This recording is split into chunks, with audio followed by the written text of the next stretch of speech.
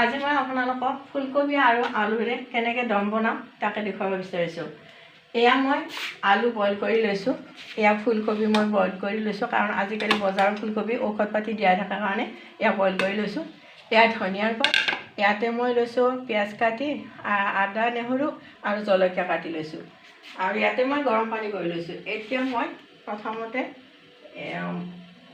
তেল অলপ দি ল'লোঁ। তেল দি ইয়াতে মই ফোৰণ অকণমান দি দিলোঁ। তাৰপিছত মই ইয়াতে কাটি থোৱা পেষ্টখিনি দিলোঁ, আৰু লগতে আদা নহৰু বটি থৈছিলোঁ এইখিনি দি দিলোঁ, লগতে জলকীয়াখিনি দি দিলোঁ।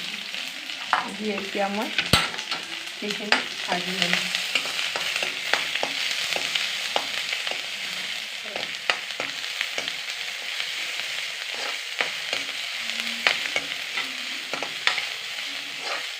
অকণমান ভাজি ল'লে হ'ল, তাৰমানে এইখিনি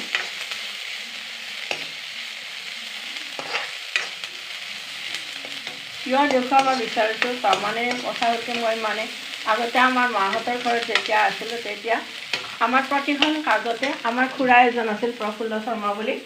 খুৰাৰ এই আলু দমখন, আলু আৰু ফুলকবিৰ দমখন খুব ভাল পাইছিল, আৰু আজি মোৰ খুৰালৈ মনত পৰাৰ বাবে মই আলু আৰু ফুলকবিৰ দমখন বনাবলৈ ওলাইছোঁ। এনেও আমি মাজে মাজে খাই থাকোঁ, কিন্তু আজি মই ইয়াতে দেখুৱাব বিচাৰিছোঁ।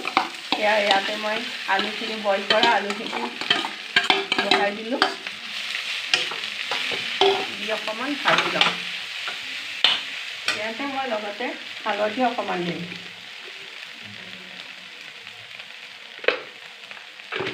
তাৰপিছত আন্দাজমতে মই নিমখ দিম, এয়া নিমখ দিলোঁ। তাৰপিছত এয়া জিৰাৰ গুড়া দিলোঁ।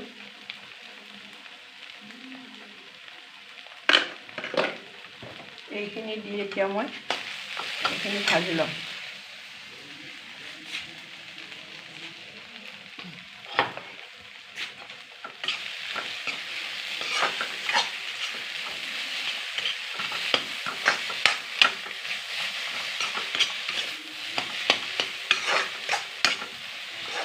আমাৰ গাঁৱত এই নিৰামিষ কাজবিলাকত আলু আৰু ফুলকবিৰ এই দমখন প্ৰায় আছিলেই, আৰু আমিও খুব ভাল পাওঁ খাই পেলাই। এই দমখন খুব ভাল লাগে খাই। ইয়াতে মছলা পাতি যেতিয়া দিয়া যায় সম্পূৰ্ণ হোৱাৰ পিছত খাই খুব ভাল লাগে। আৰু আচলতে এইখন আঞ্জা দম বুলি কয়, আমাৰ গাঁৱৰ ভাষাত দম বুলি কয়, আলু আৰু ফুলকবি দম বুলি কয়। খুব ভাল লাগে খাই, কাজবিলাকত প্ৰায়ে খাইছিলোঁ। গতিকে পুৰণা কথাবিলাক মনত পৰিছে আজি, সেইবাবে মই বনাবলৈ ওলাইছোঁ। এতিয়া মই এই ফুলকবি বইল কৰা ফুলকবিখিনি ইয়াতে দি দিলোঁ, দি অকণমান লৰাই দিলোঁ।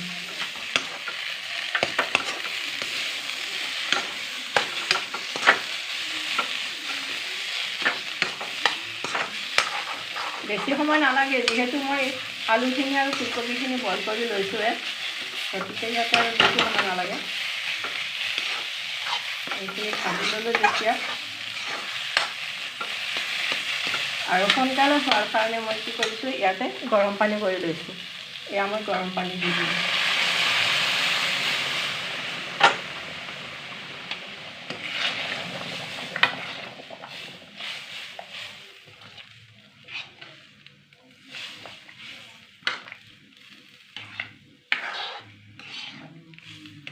এইখিনি প্ৰায় 2 মিনিট 3 মিনিট পিছত হৈয়ে যাব, বেছি টাইম নালাগে, কাৰণ বস্তুবিলাক সিজাই লৈছোঁ, আৰু ইয়াতে গৰম পানী দিছোঁ যিহেতু বেছি টাইম নালাগে। আৰু ইয়াতে মই অকণমান মিট মছলা দি দিলোঁ, অকণমান মিট মছলা দিলোঁ।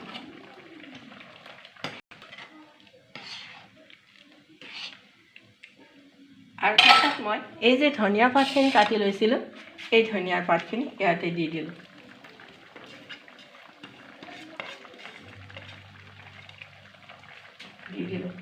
গতিকে আঞ্জা প্ৰায় হৈয়ে গ'ল, আলু আৰু ফুলকবিৰ দম হৈয়ে গ'ল, বেছি টাইম নালাগিল, এয়া হৈয়ে গ'ল। গতিকে এতিয়া আমাৰ বোৱাৰী আৰু ল'ৰাই খাই ক'ব কেনেকুৱা লাগিছে। গতিকে এইখিনি আপোনালোকক দেখুৱালোঁ, যিহেতু এইখন মোৰ প্ৰিয় আঞ্জা।